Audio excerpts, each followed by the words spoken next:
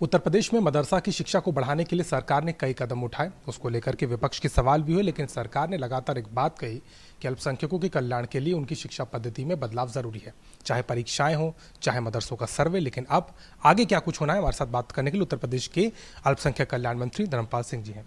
Sir, ये बताइए, जिस तरीके से आपने कहा था कि मदरसों को लेकर के आप चाहते कि उच्च शिक्षा हो वहाँ पर, लेकिन कई जगह शिकायतें आ रही थी, आपने सर्वे भी कराया, कई जगह फंडिंग को लेकर के आपने आपत्तियां और कुछ चीज़ें देखी हैं। आगे इसमें क्या कुछ होना है? देखिए, शिक्षित व्यक्ति ही विकसित होते हैं, इसलिए शिक्षा धर्म, जाति, मजहब, संप्रदाय को देखकर नहीं दी जाती है। हमारे पास जो मदरसा शिक्षा है, गरीब मुसलमान के बच्चे मुख्य धारा से कैसे जोड़ें, इसके लिए योगी सरकार निरंतर काम कर रही है और अभी परीक्षाएं ठीक से कुशलता से संपन्न कराई हैं। अब जो अल्पसंख्यक विभाग में जो मदरसा शिक्षा में जो फंडिंग की बात आती है बार बार, तो इसके कुछ संकेत मिले हैं। गंभीरता से इस पर उच्च स्तरीय वार्ता करके फिर आगे निष्कर्ष लेंगे। आपने कहा था कि क्योंकि शिक्षा का अर्थ है एक हाथ में लैपटॉप, उसके साथ में उनको दीनी तालीम भी चल सकती है, लेकिन आपत्तियां कई आई थी। कहा जा रहा था कि आप उसका स्वरूप बदलना चाहते हैं, आपने आयु की सीमा पर भी विचार किया। क्या फीडबैक मिल रहा है? देखिए, ये फीडबैक बहुत अच्छा है। अभी तक ये लगता था जैसे मदरसा शिक्षा में आयु का कुछ प्रतिबंध नहीं था। मतलब नौजवान जो मतलब बड़े बड़े बूढ़े लोग भी मदरसा शिक्षा में थे, तो हमने आयु तय की है।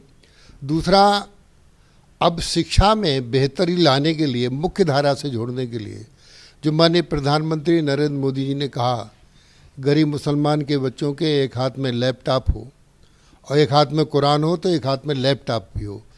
तो मुख्य धारा से जोड़ने के लिए माननीय मुख्यमंत्री योगी आदित्यनाथ जी, माननीय मुख्यमंत्री जी, माननीय मोदी जी के सपनों का उत्तर प्रदेश बने, इसलिए निरंतर काम कर रहे हैं। अल्पसंख्यक विभाग भी मैं उसी तर्ज पर ले जाकर मुस्लिमों, गरीब मुसलमान के बच्चों को अच्छी शिक्षा मिले, इसकी हम व्यवस्था कर रहे हैं और उन्हें मुख्य धारा से जोड़ने का काम कर रहे हैं। जहाँ तक आपने बात कही कि मजहबी शिक्षा, हमने मजहबी शिक्षा पर रोक नहीं लगाई है।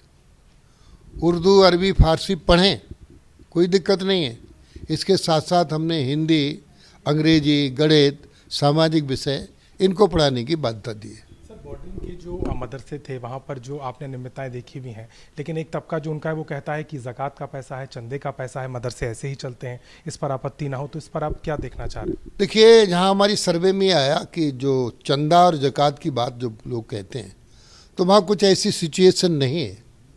वहाँ रहने वाले लोग ऐसे नहीं हैं जो चंदा दे सकें या ज़कात करा सकें। तो इसलिए ये और भी संदेह पैदा हुआ कि ऐसी स्थिति में इनको पैसा आ कहाँ से रहा है, तो उसकी गहराई में जरूर जाना चाहेंगे। कार्रवाई भी होगी आगे के समय? निश्चित रूप से ऐसी फंडिंग आएगी तो इस फंडिंग को रोकने की कड़ी कार्रवाई की जाएगी। आपको इस पूरे मामले को लेकर के सरकार ने पहले ही आप कहीं ना कहीं सर्वे कराया था, बाकायदा इसकी जांच हो रही थी, लेकिन अब आने वाले समय में शिक्षा के स्वरूप के साथ साथ इन अमितताओं पर भी सरकार की नज़र है और उसको लेकर के आने वाले समय में उचित होने पर कार्रवाई की जाएगी। लखनऊ से कैमरामैन रोहित के साथ अभिषेक मिश्रा, आज तक।